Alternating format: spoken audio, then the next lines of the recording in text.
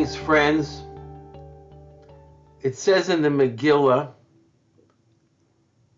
Achashverosh reigned from Hodu to Cush, 127 provinces. That means he ruled the entire world. It says in the Gemara in Megillah, 3 kings ruled the entire world: Achav, Achashverosh, and Nebuchadnezzar.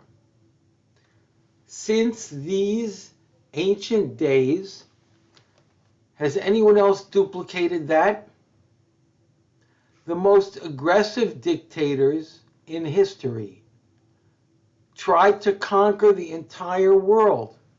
But who succeeded? No one. Until today. Today, world culture has become one.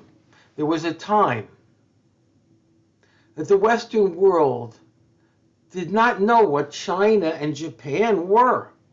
They were mythical places. The Orient, in fact, tried to isolate and conceal itself until the modern era. But today, we receive instant images, live coverage of events happening right now around the globe. Not only that, but our entire economy is based on interaction, trade between us and these distant foreign cultures. What is not made in China? How would we drive if not for Japanese cars? Huge vessels cross the ocean filled with products made in the Orient. We all know businessmen who regularly do business there. Much changed with Corona, but that's also an Oriental import. Kashrus organizations regularly send representatives to the Far East. There are minyanim in at least 8 Chinese cities and many halachic treatises concerning the international dateline. What human dictators could not accomplish, technological and electronic dictators have accomplished. What did I just say? Dictators? Yes! That's what I said. That's what I meant. These systems have become our dictators, and they are as dangerous as Achashverosh. Achashverosh's banquet was open to all.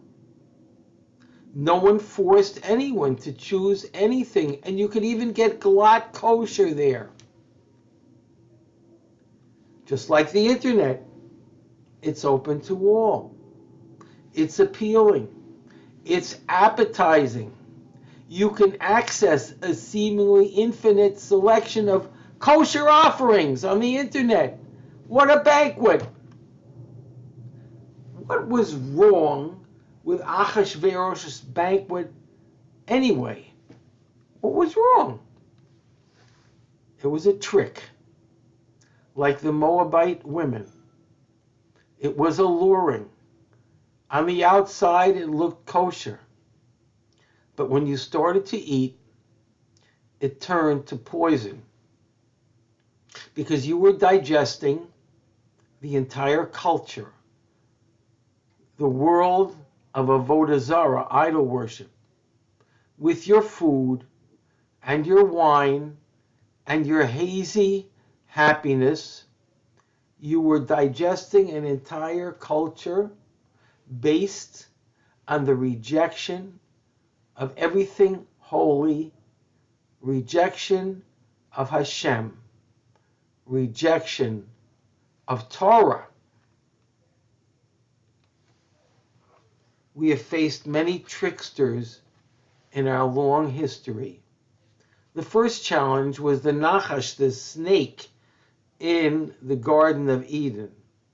Then there was Cain, who killed his brother. Then there was Avram Avinu's father, the idol maker, who tried to have his own son killed. Then there was Yishmael, who tried to kill Yitzchak Avinu. Then Esav and Lavan and the Malach who wrestled with Yaakov. Then there was Potiphar's wife, who tried to destroy Yosef in Mitzrayim in ancient Egypt. And then, well, the list is endless.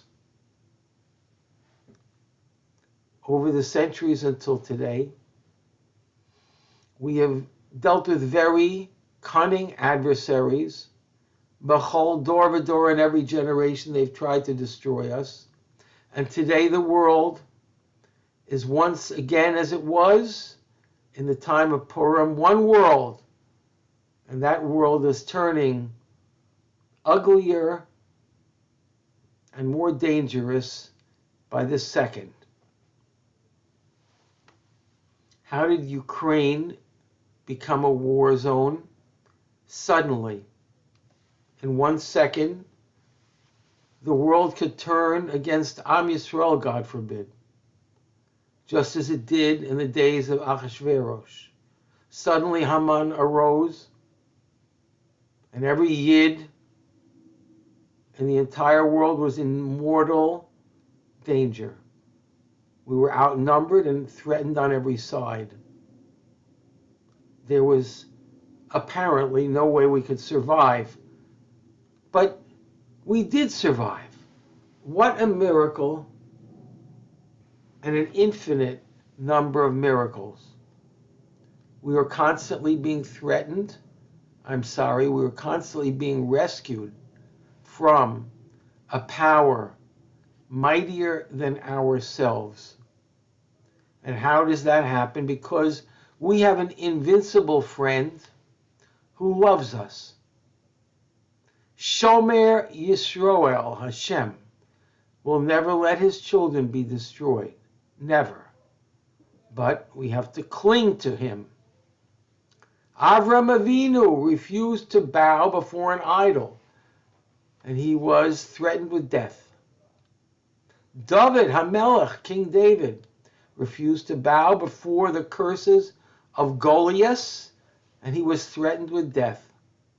Mordechai refused to bow before an idol, and he was threatened with death. Will we bow before the idol of Edom, the mighty technology which rules the earth today? My friends, we will live without it. In Gan Eden, in the Garden of Eden, they did not need smartphones. They did not need dumb phones. They didn't need phones at all. They had exactly what Hashem gave them, and they were Sameach B'chelko. Let's not fall for the slogan that it's a new world, and we have to adjust to it. We do not need the banquet of Achashverosh. For the Jews, there was light, joy, gladness, joy, and honor. So may it be for us. Good Shabbos and Chodesh Tov.